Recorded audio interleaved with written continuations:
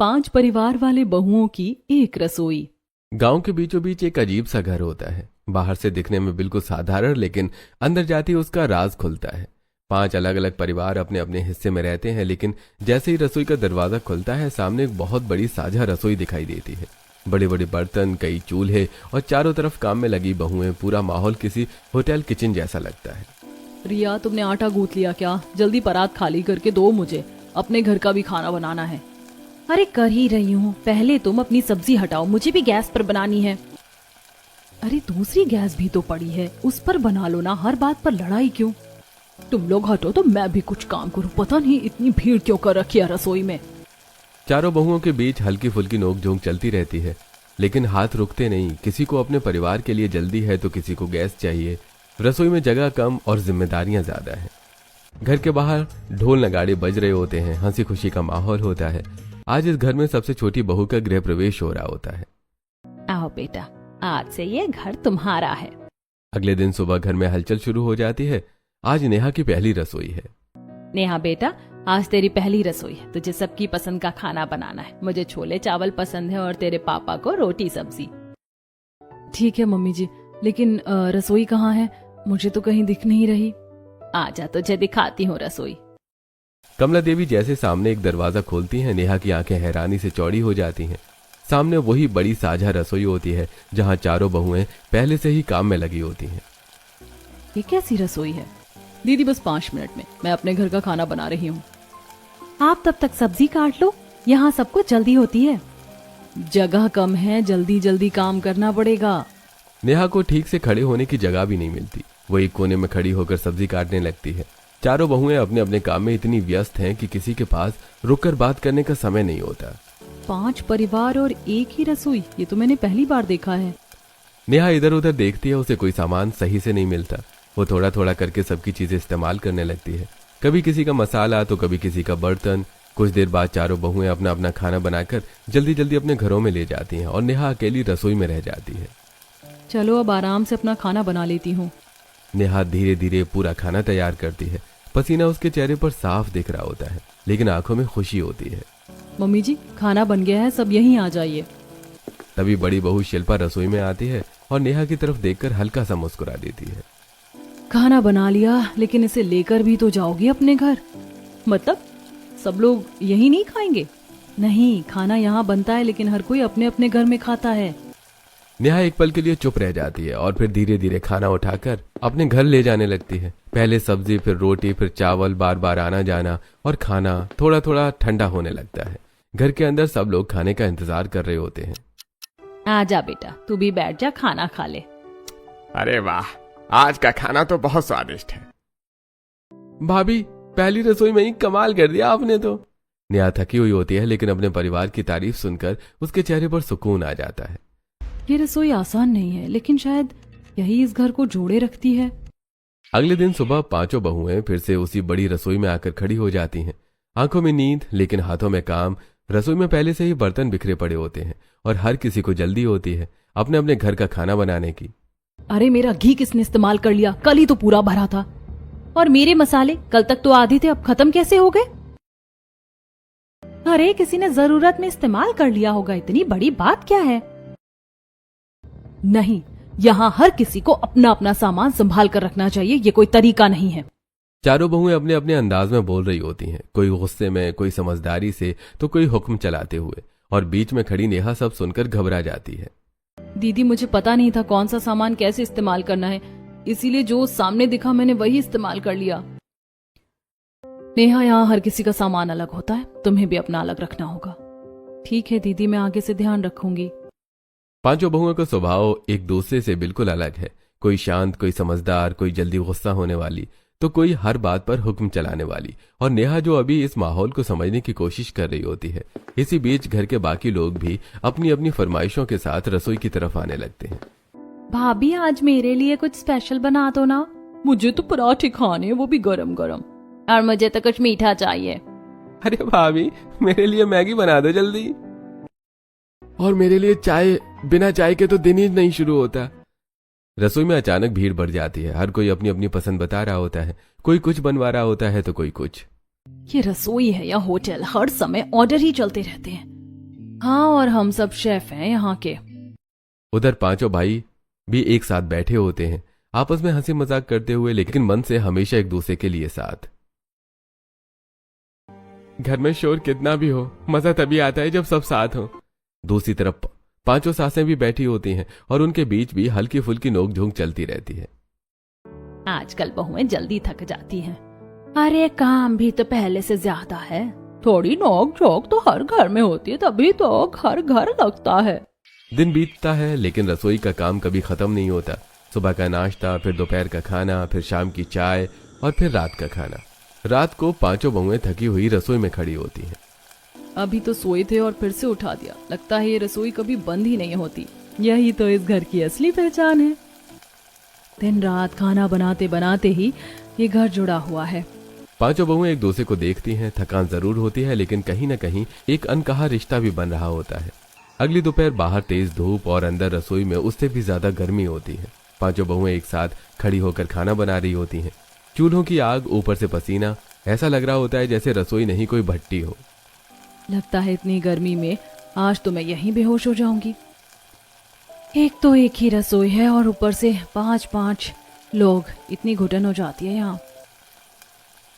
हमें ही पता है हम कैसे कैसे काम कर रहे हैं इस रसोई में। जल्दी करो, सबको खाना देना है, रुकने का टाइम नहीं है। पांचों बहुएं बारी बारी से बाहर जाकर पंखे की हवा लेती हैं, फिर वापस आकर उसी गर्म रसोई में काम में लग जाती हैं। पसीना उनके चेहरे से टपक रहा होता है लेकिन हाथ रुकते नहीं है। कुछ देर बाद सब अपना अपना खाना लेकर अपने घरों की तरफ जाने लगती हैं, लेकिन इतनी दूर ले जाते खाना ठंडा होने लगता है। अरे शिल्पा, ये इतना ठंडा खाना क्यों लेकर आई हो? मम्मी खाना तो गरम गरम ही बनाया था, लेकिन इतनी देर में यहाँ तक लाते लाते ठंडा हो जाता है। या तो आप यहीं रसोई बनवा लो, हम यहीं खाना बनाने लगेंगे, आपको गरम गरम खाना भी मिल जाएगा। ज्यादा जबान चलाने की जरूरत नहीं है। बेटा, ये रसोई हमारे पापा की दी हुई है और ये घर भी उन्हीं का बनाया हुआ है। इस रसोई का एक होना हम सबका एक होना है।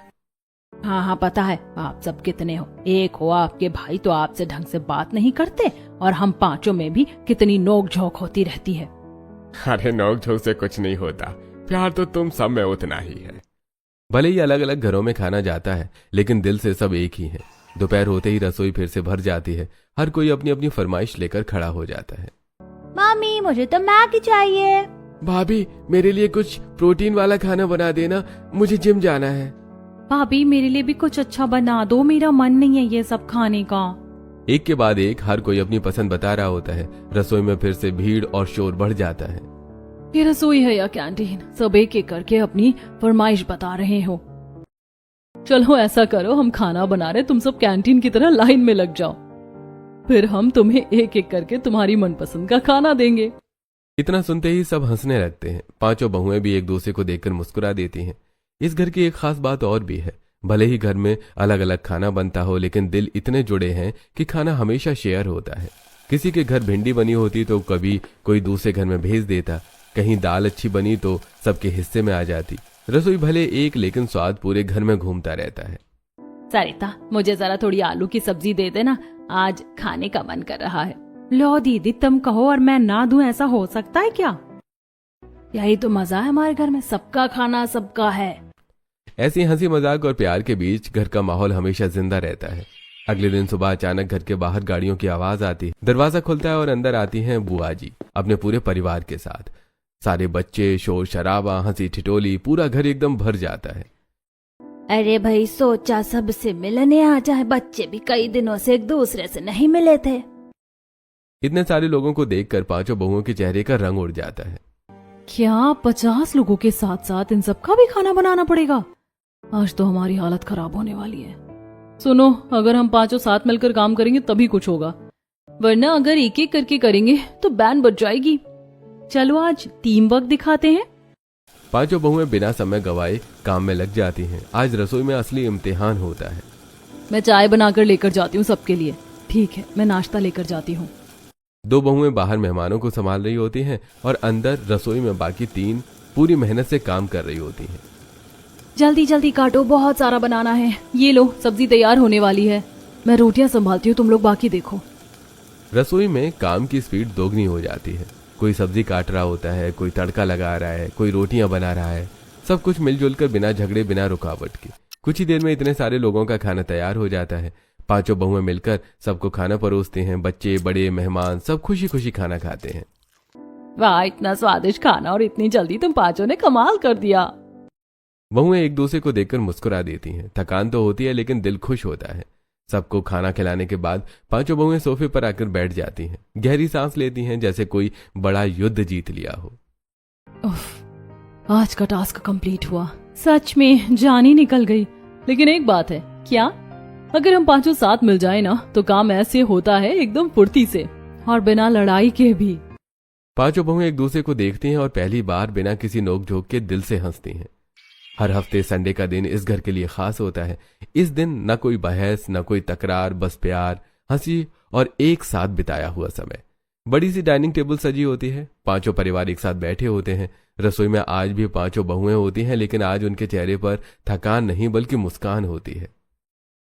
आज तो बिना लड़ाई के खाना बन गया। चमत्कार है ये, क्योंकि आज संडे है और आज हम सब अच्छे बच्चे बन जाते हैं। सच में काश हर दिन ऐसा ही होता। सभी मिलकर खाना परोसते हैं और फिर पूरा परिवार एक साथ बैठकर खाना खाता है। बस यही तो असली खुशी है, जब पूरा परिवार एक साथ बैठकर खाता है। हंसी मजाक, पुरानी बातें और छोटे छोटे किस्से पूरा घर जैसे एक त्योहार बन जाता है। अगले दिन पांचों बेटे, तीनों देवर, तीनों नंद और दोनों छोटे बच्चे एक साथ बैठे होते हैं। अरे कुछ भी कहो, हमारे घर का कॉन्सेप्ट बड़ा जबरदस्त है। 5 घर और एक ही रसोई। भैया ज्यादा मजे मत लो भाभीियों के, वरना आज रात आपका खाना भी बंद हो सकता है। भाई मैं तो हमेशा भाभीियों की साइड हूँ। जो भाभीियों के खिलाफ जाएगा उसे खाने को कुछ नहीं मिलेगा। मेरी पांचों भाभी तो मास्टर शेफ हैं, एक से बढ़कर एक खाना बनाती हैं। हाँ हाँ, हम भी मम्मी की साइड है। उधर रसोई में पांचों बहुएं खाना बनाते हुए ये सारी बातें सुन रही होती हैं। देख रहे हो कैसे मक्खन लगा रहे सुबह में। हाँ, खुद तो मजे लेते रहते हैं और हमें रसोई में खड़ा रखते हैं। किसी दिन ऐसा करेंगे, इन सब से खाना बनवाएंगे, तब पता चलेगा। हाँ, और हम बाहर बैठकर ऑर्डर देंगे। इतना सुनते ही पांचों बहुएं जोर से हंस पड़ती हैं। अगले दिन पांचों बहुएं एक साथ बाजार जाती हैं। अरे ये ड्रेस तो बहुत सुंदर है, अगर तुम्हें पसंद है तो तुम ले लो, मैं दूसरी ले लूंगी। नहीं दीदी, मुझे बस अच्छी लगी थी, आप ले लो। प्यार इतना होता है कि कोई अपनी चीज देने में शर्माता नहीं है। घर का राशन और सब्जियां भी मिलकर खरीदती हैं। अरे अभी तक तुम सब साथ ही रह रहे हो, दूसरी पीढ़ी आ गई फिर भी। हाँ आंटी जी, इसमें क्या बात है। अरे तुम आजकल की लड़कियां हो, अलग अलग रसोई बनाओ, अपने अपने घर की मालकिन बनो। घर की मालकिन हमारी सास है और ये एक रसोई हमारे घर का प्यार है। अंदर चाहे कितनी भी नोकझोंक हो, लेकिन बाहर हम हमेशा एक हैं। अगले दिन सुबह घर के अंदर अचानक से आवाजें तेज होने लगती हैं। पांचों सास एक ही जगह खड़ी होकर बहस कर रही होती हैं और वजह एक ही साड़ी। ये साड़ी मुझे पसंद आई थी, तूने क्यों ले ली? ये तो नेहा के घर से मेरे लिए आई थी। अच्छा, और जो शिल्पा के घर से आई थी वो तूने कितनी जल्दी अपने पास रख ली थी, वो याद है? तुम लोग तो हर अच्छी चीज अपने पास रख लेते हो। अरे जैसे तुम बहुत सीधी हो, तुमने भी तो पिछली बार मेरा सेट रख लिया था। बस करो, अब साड़ी ही तो है, लेकिन नहीं, तुम लोगों को तो लड़ना ही है। उधर पांचों बहुएं दूर खड़ी ये सब देख रही होती हैं। दीदी आप लोग मम्मी को चुप कराओ ना, ये लोग कितना लड़ रही हैं। अरे ये तो इनका और चौथे दिन का है, थोड़ी देर लड़ेंगी फिर खुद ही हंसने लगेंगी।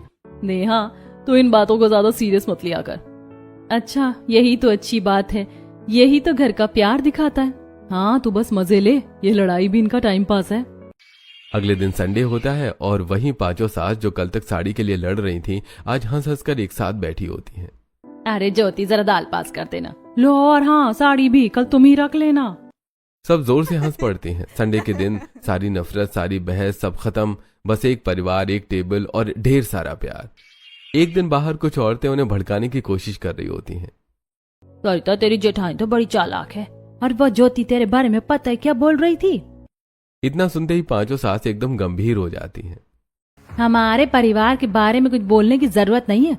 हमें पता है हमारी देवरानी और जेठानी कैसी हैं। वो हमारे पीठ पीछे कभी बुराई नहीं करेंगी। अंदर हम चाहे जितना लड़ ले, लेकिन बाहर हम एक हैं। बाहर वाली औरतें चुप हो जाती हैं। अजीब परिवार है, आपस में लड़ते हैं लेकिन बाहर कोई कुछ कह दे तो एक हो जाते हैं। हर शाम पांचों ससुर एक साथ बैठते हैं। उनका टाइम सिर्फ काम और समझदारी की बातें करने का होता है। मेरा बिजनेस थोड़ा डाउन चल रहा है, लेकिन मैं संभाल लूंगा। अरे कोई बात नहीं, इस बार मेरा अच्छा प्रॉफिट हुआ है। जरूरत हो तो बता देना। हम सब साथ हैं, कोई भी परेशानी बड़ी नहीं है। ऐसे ही वो एक दूसरे का साथ देते हैं और सबकी लाइफ की खबर रखते हैं। अगले दिन रसोई में बड़े बड़े भगोने में खाना बन रहा होता है और वहीं पांचों बहुओं के बीच फिर से नोक-झोंक शुरू हो जाती है। अरे पहले मुझे खाना बनाने दो, मेरे घर वाले चिल्ला रहे हैं। तेरे घर वाले ही क्या अलग, मेरे घर वाले भी भूखे हैं। मेरे घर में तो सुबह से नाश्ता भी नहीं हुआ है। पहले तू ही बना ले, फिर हम सब क्या खड़े रहेंगे यहाँ? अरे ऐसे लड़ोगी तो काम कैसे होगा? धीरे धीरे आवाजें तेज होने लगती हैं और माहौल गर्म हो जाता है। उस रात घर में अजीब सी खामोशी होती है। दिन भर की नोक-झोंक के बाद पांचों बहुएं अपने अपने कमरों में बैठी होती हैं। चेहरों पर थकान और दिल में गुस्सा होता है। जब ये घर अलग बन रहा था तो रसोई भी अलग अलग बनवा लेते, कम से कम हमें इतनी परेशानी तो ना होती। अरे क्या बात हो गई, आज इतनी गुस्से में क्यों हो? क्या बताऊं, रोज का यही ड्रामा है। कभी कोई कहता है मेरा घी ले लिया, कभी कोई कहता है पहले मैं खाना बनाऊंगी। अरे सबको खाना बनाना है, एक ही रसोई है तो लड़ाई तो होगी ही। ऐसा मत बोलो, ये हमारी खानदानी रसोई है, हम इसे अलग नहीं कर सकते। हाँ, आप तो बस यही कहते रहो, काम तो हमें करना पड़ता है ना। उधर बाकी चारों बहुएं भी अपने अपने माई के फोन लगाती हैं।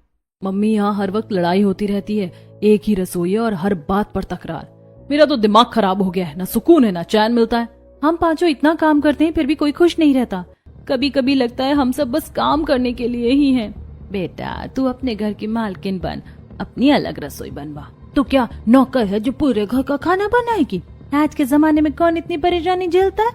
पांचों की माएं अपनी अपनी बेटियों को समझाने की बजाय धीरे धीरे भड़काने लगती हैं और अब पांचों बहुओं का गुस्सा और बढ़ जाता है। अगले दिन पांचों बहुएं एक साथ इकट्ठा होती हैं और पूरे परिवार को हॉल में बुलाती हैं। हमें आप सबसे एक बात कहनी है, अब हमें अपनी अपनी अलग रसोई चाहिए। हम इस तरह और नहीं रह सकते। हर दिन की लड़ाई अब सहन नहीं होती, इसीलिए हमने फैसला कर लिया है। पूरा घर एकदम शांत हो जाता है। नहीं बेटा, ऐसे थोड़े होता है, ये रसोई हमारे परिवार की पहचान है। लेकिन हमें तो अब अलग रसोई ही चाहिए। पांचों बहुएं अपनी जिद पर अड़ जाती हैं। अगले दिन पांचों ससुर कुछ मिस्त्रियों को घर पर बुलाते हैं। उनके चेहरे पर उदासी साफ दिख रही होती है।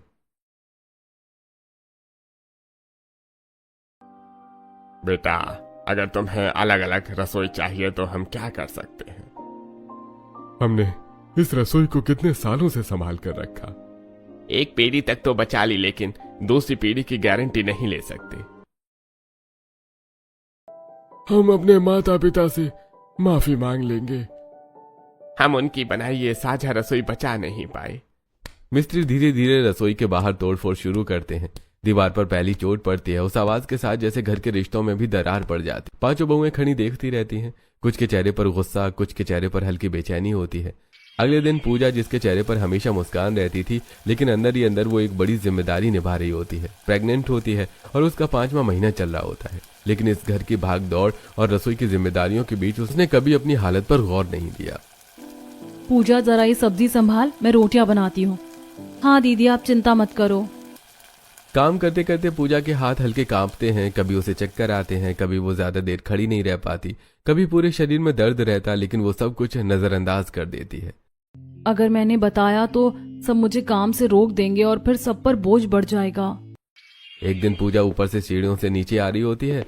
घर में सब अपने अपने काम में लगे होते हैं। अचानक पूजा को चक्कर आता है और उसकी नजर धुंधली हो जाती है। मुझे क्या हो रहा है? उसका पैर फिसलता है और वो सीढ़ियों से गिर जाती है। तेज आवाज सुनकर चारों बहुएं दौड़ती हुई वहां पहुंचती हैं। पूजा दीदी, उठो। पूजा, क्या हो गया तुम्हें? पूजा, आंखें खोलो प्लीज। कुछ बोलो ना, हमें डर लग रहा है। लेकिन पूजा बिल्कुल शांत पड़ी होती है। कोई हरकत नहीं, कोई जवाब नहीं। इसके हाथ कितने ठंडे हो रहे हैं, जल्दी किसी को बुलाओ। कुछ ही पल में पूरा परिवार वहां इकट्ठा हो जाता है। मेरी बहू को क्या हो गया? अरे जल्दी करो, गाड़ी निकालो। पूजा, आंखें खोलो। अरे पूजा, मुझे देखो।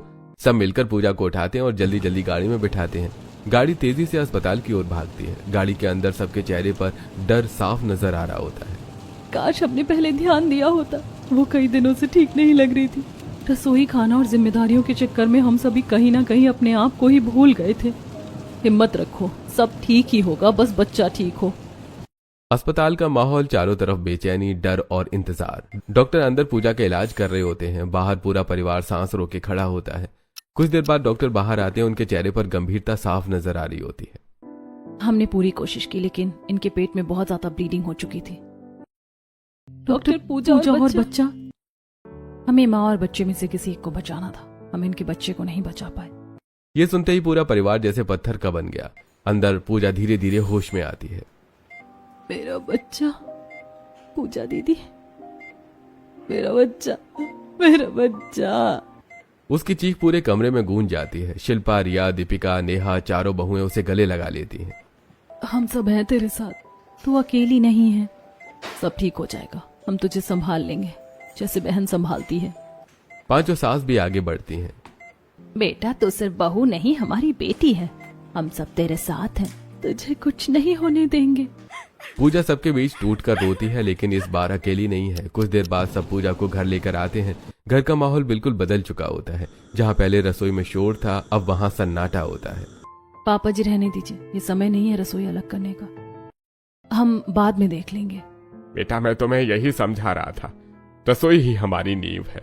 जिस दिन ये रसोई अलग हो गई उस दिन हम पांचों भी अलग हो जाएंगे और हमारे रिश्ते टूट जाएंगे।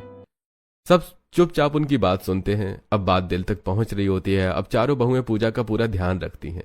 अब दीदी को समय पर खाना देना है, दवाई भी टाइम पर, ये भी हमारी जिम्मेदारी है और इसे अकेला बिल्कुल नहीं छोड़ना है। हम सब मिलकर इसे संभालेंगे। वो उसे हंसाने की कोशिश करती हैं, उसका ध्यान भटकाती हैं और उसे बहनों की तरह प्यार देती हैं। उसी समय घर में मोहन जी के परिवार में भी परेशानी चल रही होती है। सब एक साथ बैठे होते हैं। बिजनेस में बहुत नुकसान हो गया, ये बात घर से बाहर नहीं जानी चाहिए। चाहे कितना भी नुकसान हो जाए हम किसी को नहीं बताएंगे। आप ऐसी बात कैसे कर सकते हैं? आपके चारों भाई आपको कितना सपोर्ट करते हैं, आपको उनसे सब कुछ खुलकर बताना चाहिए। उनका काम अच्छा चल रहा है, मैं नहीं चाहता मेरी वजह से उन्हें परेशानी हो। कमरे में सन्नाटा छा जाता है, लेकिन ये वही परिवार होता है जहां कोई किसी को अकेला नहीं छोड़ता। अगले दिन सुबह मोहन जी अपनी मिठाई की दुकान पर बैठे होते हैं।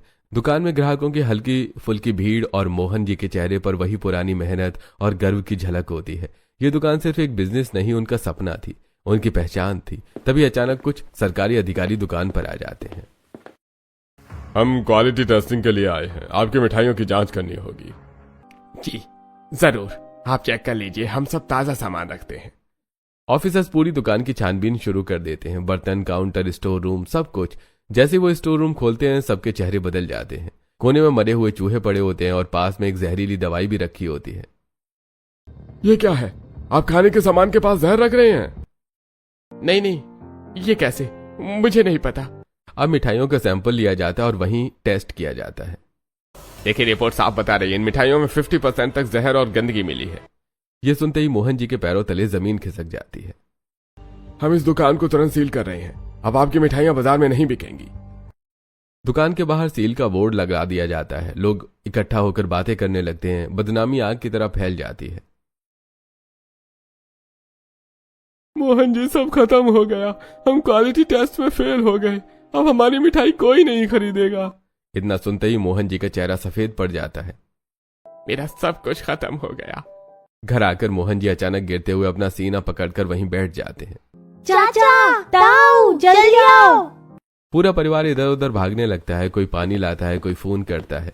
भैया देखो, इनकी हालत बहुत खराब हो रही है, जल्दी डॉक्टर के पास लेकर चलो।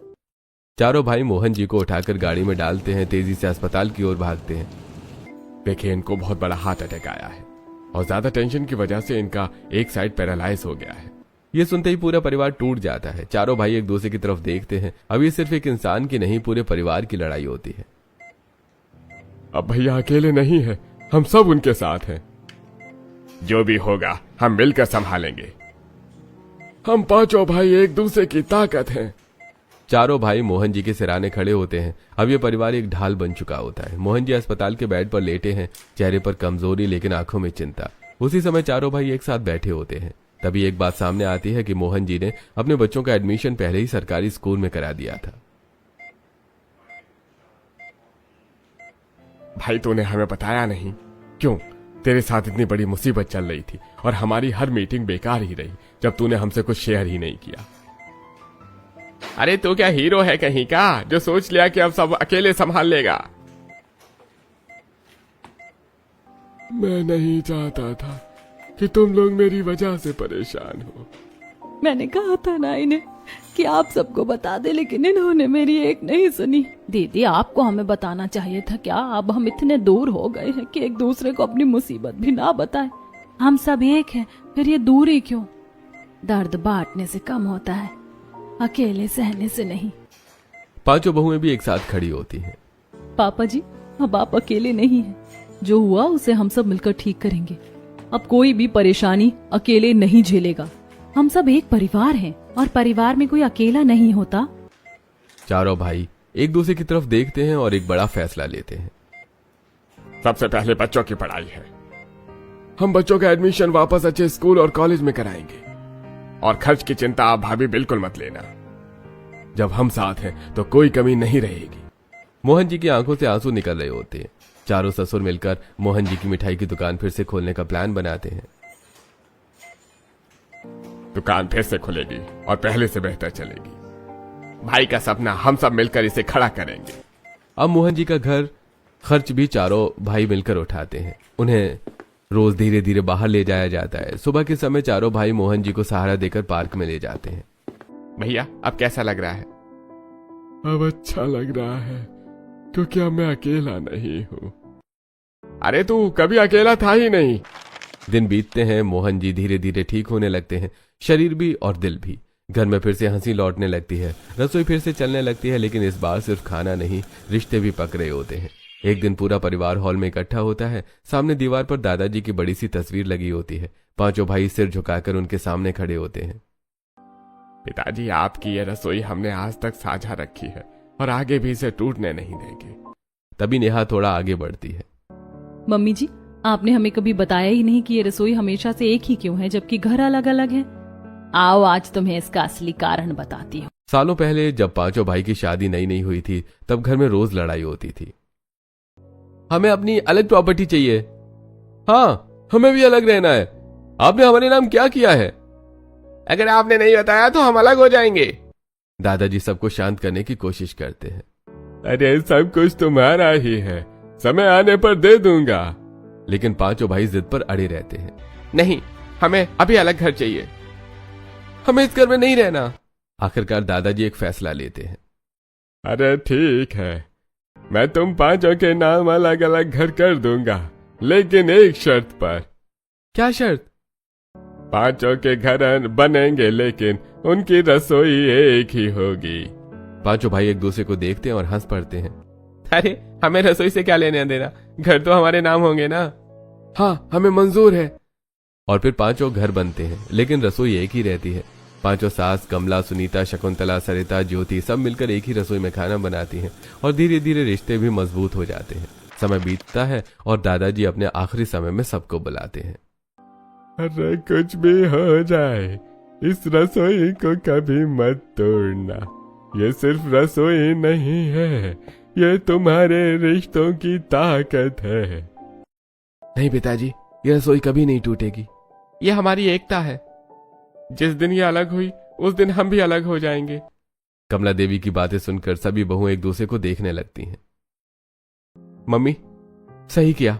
आज आपने इन्हें फाइनली बता ही दिया। हमारी जान को भी छुटकारा मिल गया, वरना ये रोज हमारे कान खाती थी एक ही चीज को लेकर। अच्छा, तो ये बात थी। सही कहा था दादाजी ने, एक रसोई पूरे परिवार को जोड़ कर रखती है। यहाँ सिर्फ खाना नहीं बनता, यहाँ प्यार भी बनता है। चलो ऐसा करते हैं, हम सब अपने अपने खाने का टाइम अलग कर लेते हैं ताकि झगड़ा कम हो। हाँ, ये सही रहेगा। लेकिन थोड़ी बहुत नोकझोंक तो चलने दो। हाँ, इसी नोकझोंक में तो मजा है। जब थोड़ी तुम सुनाओ थोड़ी मैं सुनाऊं, तभी तो प्यार बढ़ता है। एक ही रसोई में बना खाना सिर्फ स्वाद नहीं देता, रिश्तों को भी मजबूत बनाता है।